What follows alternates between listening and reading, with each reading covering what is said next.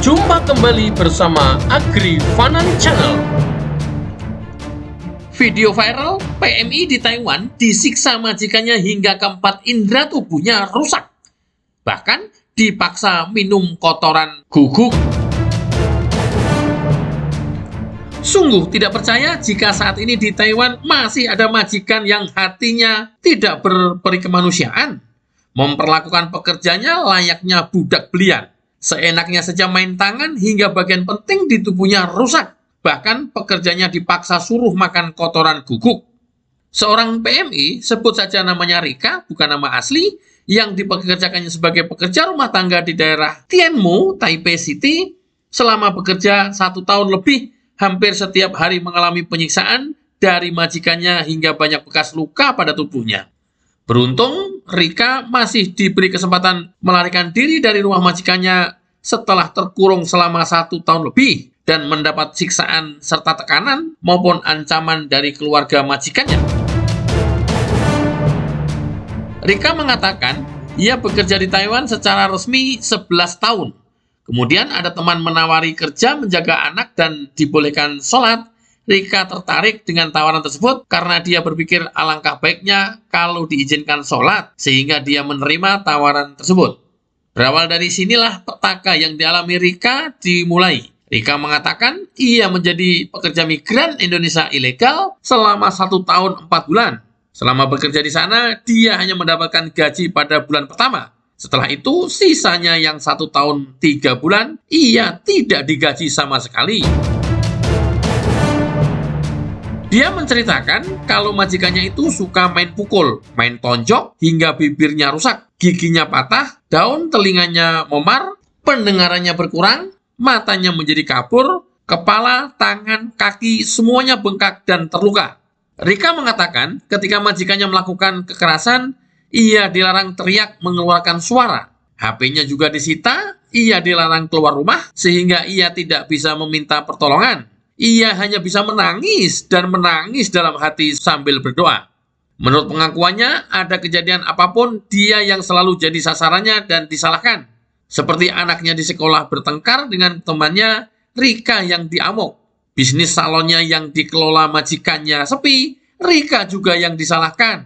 Gara-gara Rika pernah memecahkan gelas yang harganya nggak sampai puluhan ribu, dia dipaksa tanda tangan surat pernyataan yang isinya disuruh menggantikannya dengan nominal 1 juta NT atau sekitar 500 juta rupiah.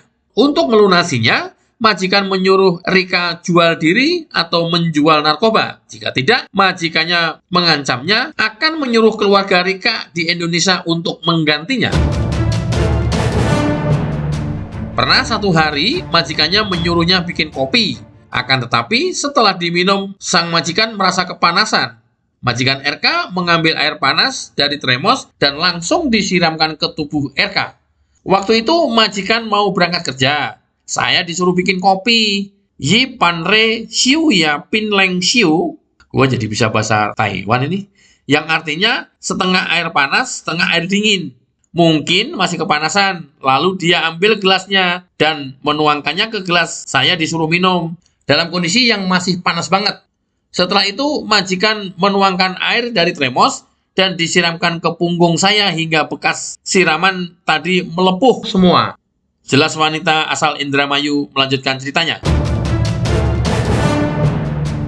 Bukan itu saja, majikan RK pernah memukul bagian kepalanya hingga berdarah. Setelah itu, majikannya mencuci bagian yang luka dengan air Baiklin. Karena airnya mengalir mengenai matanya, akibatnya mata Rika menjadi kabur. Belum selesai sampai di situ, penderitaan yang dialami Rika, pernah sekali ia melakukan kesalahan dan majikannya memaksa Rika untuk makan kotoran guguk. Kotoran tersebut dibungkus plastik dan majikannya membuka mulut Rika secara paksa untuk disuapi kotoran guguk tersebut. Pagi hari tanggal 13 Juni, ia punya kesempatan keluar dari rumah majikannya. Ia berlari untuk menyelamatkan diri. Pertama, ia lari menuju salah satu toko Indo terdekat. Namun, karena mungkin statusnya swasta, entah pemilik toko atau karyawannya tidak berani memberikan pertolongan kepada Rika. Kemudian Rika meninggalkan toko tersebut, lalu bertemu dengan pekerja migran Indonesia yang kebetulan bersama majikannya. Atas bantuan majikannya tersebut, Rika dilaporkan ke polisi. Rika pun tidak punya pilihan lain selain menurut apa kata majikan PMI tersebut, yang mengatakan kalau polisi tidak akan memenjarakan Rika karena statusnya PMI ilegal.